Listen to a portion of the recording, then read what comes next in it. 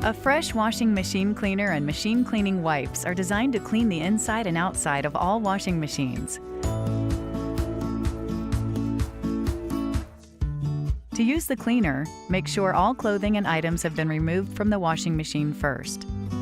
Then, place one tablet directly into the washer. Next, select a normal or heavy cycle with the hot water setting. If your washer has a clean cycle, then select clean.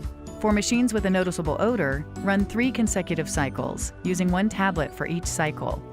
And be sure to use once a month to keep your washing machine looking like new. Cleaning the outside of your washing machine is easy too.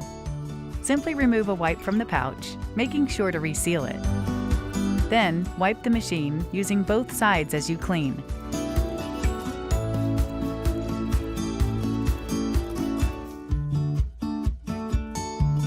When you're finished, dispose of the wipe in the trash.